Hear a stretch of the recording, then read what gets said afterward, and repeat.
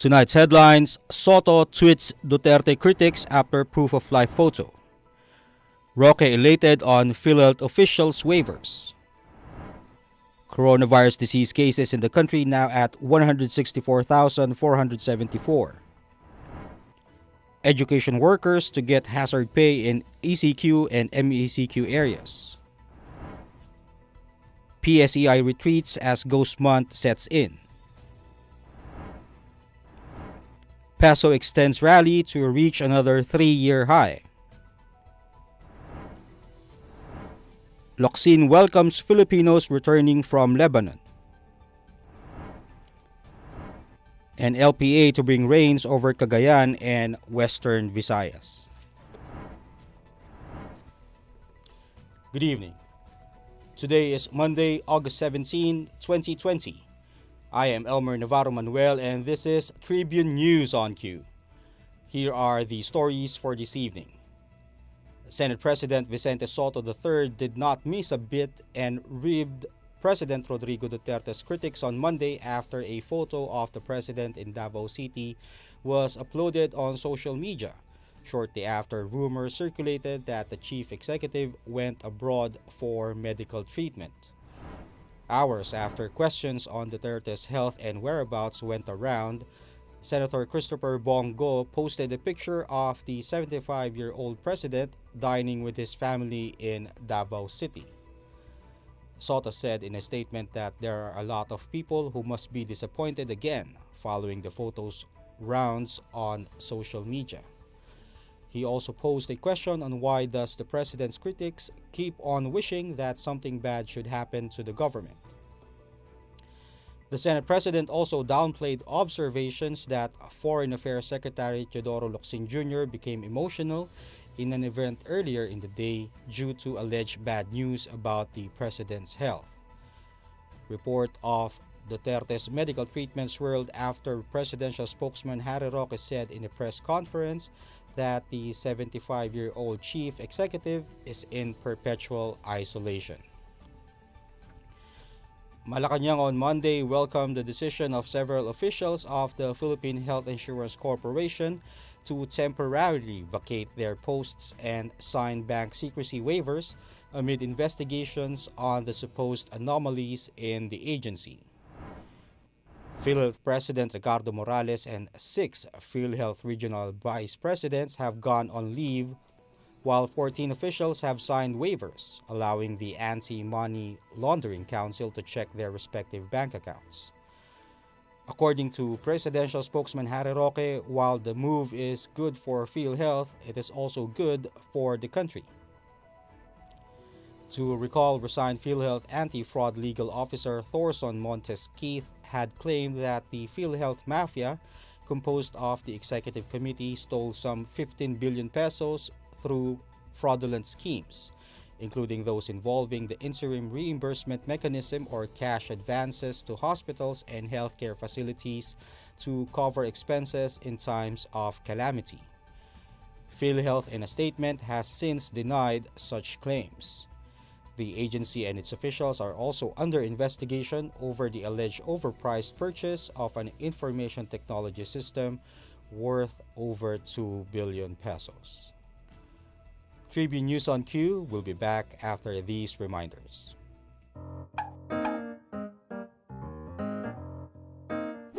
Ang Philippine Offshore Gaming Operators o POGO ay isang legitimate business entity na nagbibigay serbisyo sa offshore gaming para lamang sa mga manlalarong nasa abroad sa pamamagitan ng internet. Ang mga serbisyong handog nito ay katulad ng casino games at sports betting na pwedeng laruin kahit wala sa casino. Sa Pilipinas, walang POGO operators. Tanging POGO service providers lamang dahil nagaganap ang mga laro sa labas ng bansa.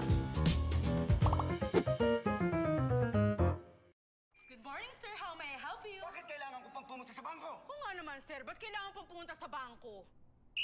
Why not get a UB app so you can do all these without going to the bank? Bank the way you live. Union Bank. The Department of Health on Monday reported 3,314 confirmed cases of the coronavirus disease to bring the total number of infected to 164,474. the sixth consecutive day in which over 3,000 new cases were reported. The 5 provinces with the highest number of new cases were Metro Manila with 1,918, Laguna with 274, Cavite with 219, Rizal with 118, and Bulacan with 105, while 86% or 2,854 of the newly reported cases contracted COVID-19 in the past 2 weeks, between August 4 and 17. The total number of recoveries, on the other hand, rose to 112,759 after 237 recuperations reported, while the death toll is now at 2,681 following 18 new fatalities recorded. There are also 49,034 active cases undergoing treatment or quarantine, 91.1% of which are mild, 6.5% are asymptomatic, 1% are severe, and 1.4% are in critical condition. The DOH said figures reported on Monday were based on data submitted by 91 out of the 100 operational laboratories. A total of 93 duplicate cases were also removed from the total tally of infections. Meantime, the Department of Education announced that public school teachers in areas placed under enhanced community quarantine and modified enhanced community quarantine can get a daily hazard pay amounting to 500 pesos. Education Undersecretary Annalyn Sevilla said that DepEd teachers and personnel are entitled to such amount when they report to work, in line with Administrative Order Number 26 that grants hazard pay to government personnel. The hazard pay is one of the monetary support that the department is offering its personnel as the country continues to grapple with the threat of COVID-19, which has already sickened over 161,000 in the country.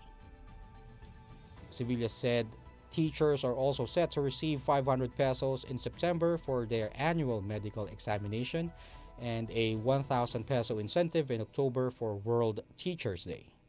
She added that the DepEd is also coordinating with the Employees Compensation Commission, Government Service Insurance System, and Philippine Health Insurance Corporation for benefits that teachers may avail in case they get sick with COVID-19.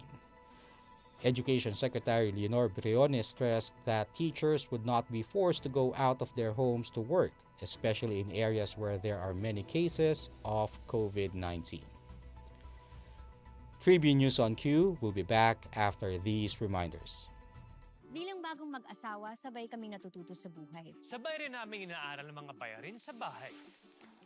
Kahit kami, nagtaka sa biglang laki ng electricity bill namin. Huwag pong mangambang maputulan. Sinisigurado ng Meralco na walang disconnection hanggang September. Estimated bills lang ang natanggap natin ng March, April at para sa ilan, May. Dahil sa lockdown, isang tabi to para hindi na maguluhan. Ang May o June ay actual meter reading na. Kung May, nagka-actual reading, ibabawas dito ang huling reading bago mag-ECQ. Yan lang po ang ating babayaran hanggang 3 buwang konsumo. Kung estimated reading sa May at June nagka-actual reading, ibabawas din dito ang huling reading bago mag-ECQ. Yan lang po ang ating babayaran. Hanggang 4 na buwang konsumo, walang labis. Tandaan, kung ano lang na konsumo, Yun lang ang babayaran. ako po si Mateo G. At ako naman po si Sarah G. G? G!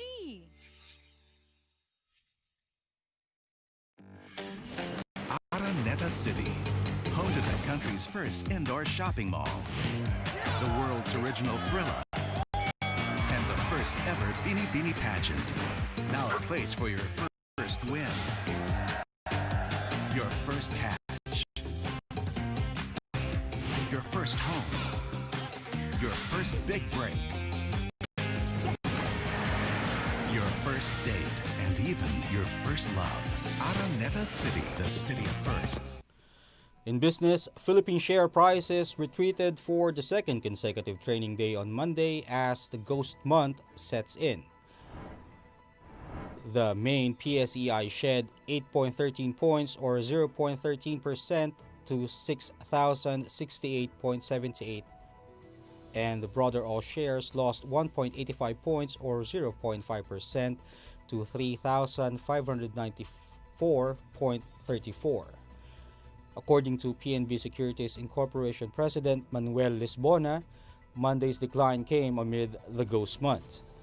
Lisbona noted that August 16th marked the start of the ghost month, during which the market was shown to have declined around 70% of the time since the late 1980s. The ghost month is supposedly a dangerous time to make important decisions, especially when money is involved, as the gates of hell are said to be open and the spirits of the underworld are free to roam the face of the earth. He also said that the market is poised to confirm yet another year where the ghost month's bearish nature will prevail, and given the current economic circumstances, the odds are high that the market will not break through 6,100 or sustain a move above 6,100 if it does break out.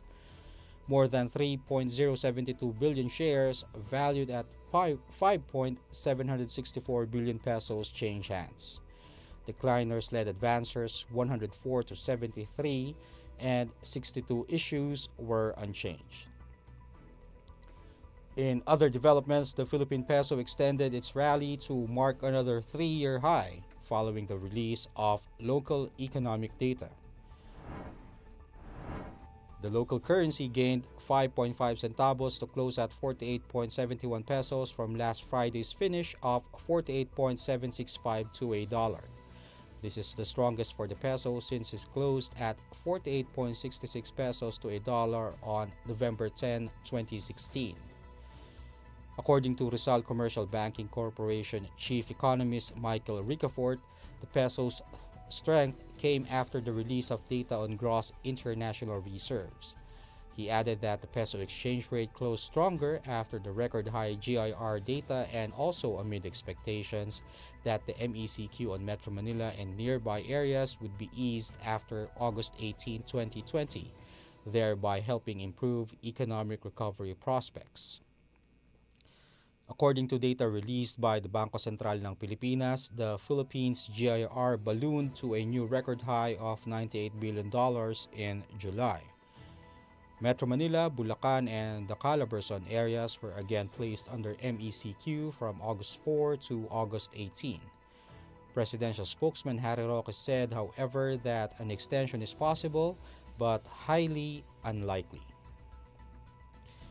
We will be back after these reminders.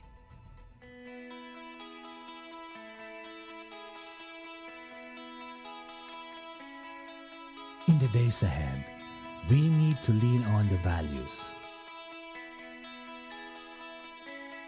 that make us a great company, the Malasakit, for which we are known,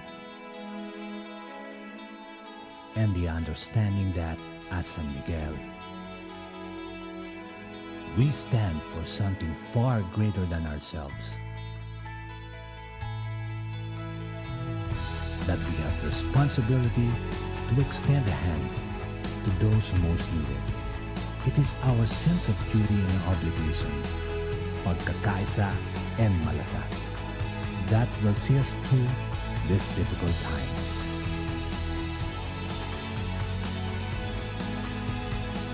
Kwentong Malasakit.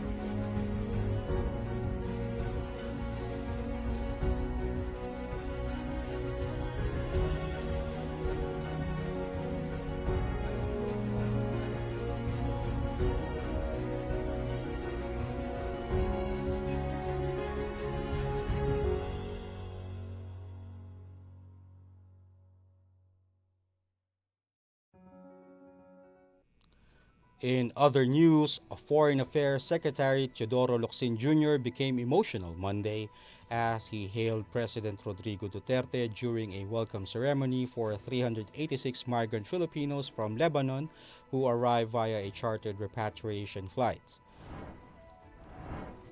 Locsin apparently held back tears as he acknowledged President Duterte's leadership, saying the 75-year-old leader is the first and only president who has cared for the least of the Filipino people. In a statement, Locsin thanked the people around him and they do what they do because they respect the president. Over the weekend, rumors swirled that President Duterte was seeking medical treatment in Singapore.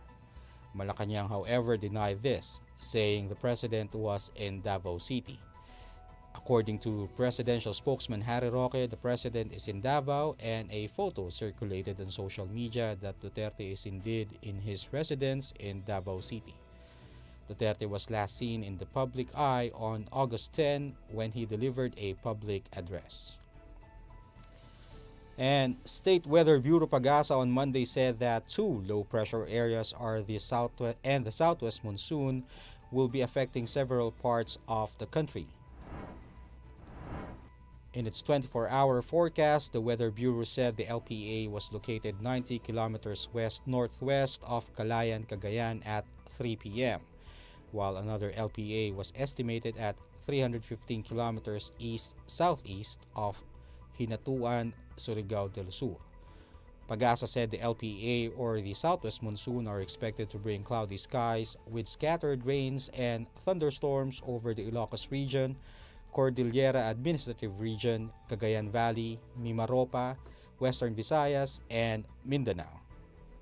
Pagasa advised affected residents to prepare for possible flash floods or landslides due to moderate with at times heavy rains.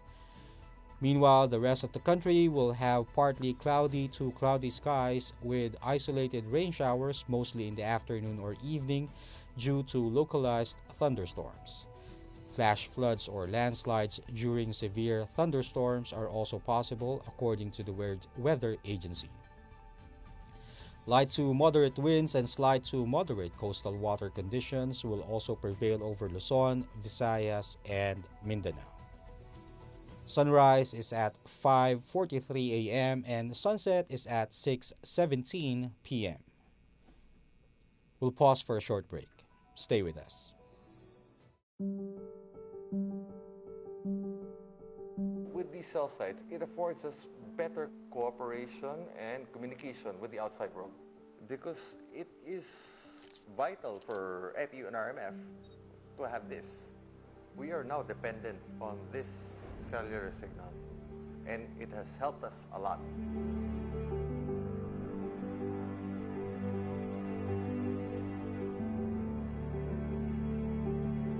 Connectivity is not a problem because we allowed these cell sites to prevail and to be on our roof deck and our helipad. Hindi tayo mawalan ng signal sa lahat ng rooms namin dahil may cell site tayo sa taas. It's one of our major advantages.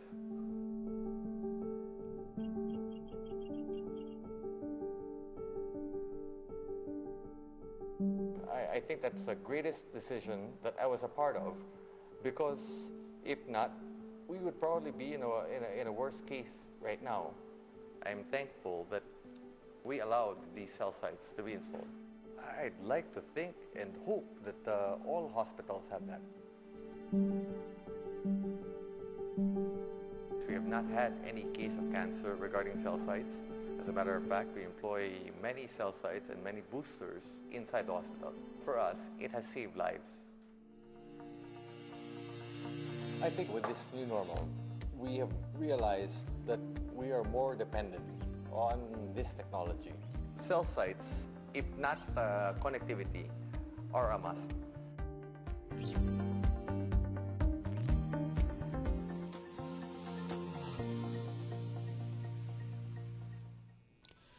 That wraps up the stories tonight. Catch the latest news on our website tribune.net.ph and follow us on Facebook, Twitter, and Instagram. You can also subscribe to our YouTube channel, Tribune Now. The Daily Tribune is one with the nation in facing the COVID-19 crisis, and in line with this, the Daily Tribune Digital Edition on Press Reader is now available for free online. You can also download the Daily Tribune app on Apple Store for iOS users and Google Play for Android users to get the latest and most comprehensive news online. Daily Tribune is also inviting everyone to join its Community Viber Katribu to get updates on the freshest and hottest news and entertainment stories of the day. Tarsito emoticons are also available on our Community Viber. Just click on the link in this video to join. Again, this is Elmer Navarro Manuel and you're watching Tribune News on Q. Stay safe, stay healthy, and stay at home. Good night, and God bless us all.